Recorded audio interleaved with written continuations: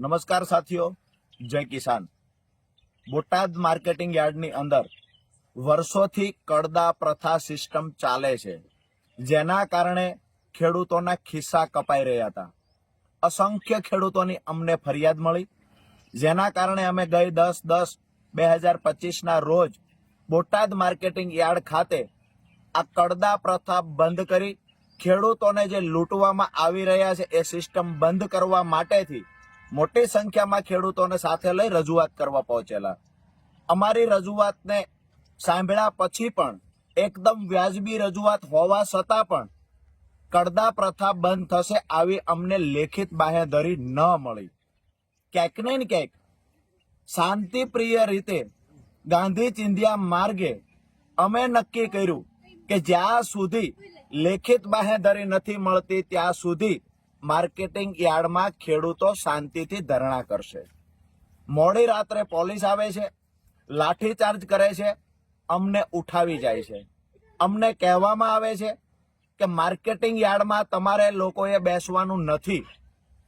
અમે નક્કી કર્યું કે માર્કેટિંગ યાર્ડમાં બેસવા નથી દેતા, કડદા પ્રથા બંધ થશે એની લેખિત બાંહેધરી નથી આપતા, તો અમે બાજુનું ગામ હળદળ છે ત્યાં ખેડૂત પંચાયત બોલાવીશું।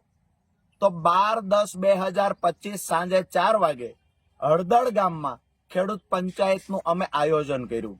એમાં પણ પંચાયતમાં ખેડૂતોને ન પહોંચવા દેવા માટે થઈ અસંખ્ય ખેડૂતોની અટકાયત થઈ, આગેવાનોની અટકાયત થઈ, તેમ છતાં ખેડૂતો પંચાયતમાં આવ્યા।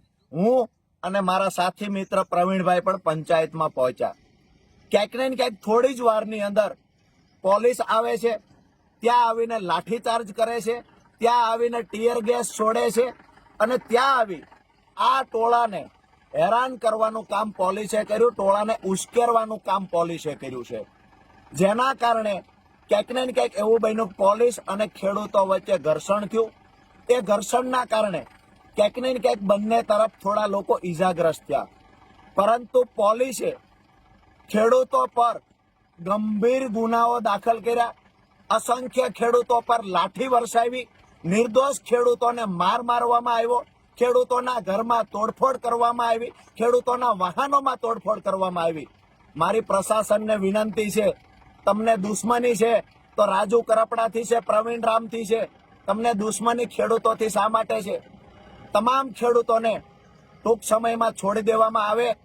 હું અને પ્રવીણભાઈ રામ આવતી 16 તારીખ એટલે કે પરમ દિવસ અમદાવાદ પાર્ટી કાર્યાલય ખાતે બપોરે 11 કલાકે અનશન પર બેસવાના છીએ।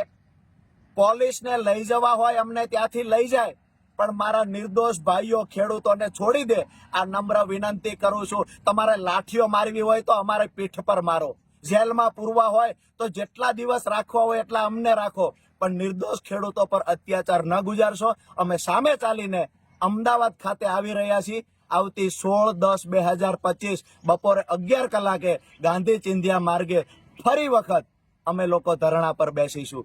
જય કિસાન। સાથે જ તમામ સાથીઓને એક સંદેશ આપવાનો કે અમે લોકો જેલમાં ગયા પછી પોલીસ અત્યાચાર કરવો હોય એટલો કરી લે, અમારા ખેડૂત પરિવારોને બચાવવા માટે તમામ અત્યાચારોમાંથી પસાર થશું, પણ આવતી 31 તારીખે ગુજરાતના કોઈ પણ જિલ્લામાં કિસાન મહાપંચાયતનું આયોજન થાય, માન્ય અરવિંદ કેજરીવાલજી એમાં આવતા હોય તો તમામ ખેડૂતોનું વિનંતી કરું છું કે હું તો ભલે જેલમાં હશું, પણ તમારે લોકોએ ખેડૂત પંચાયતની અંદર ખેડૂતોની તાકાત શું છે એ બતાવવાની છે।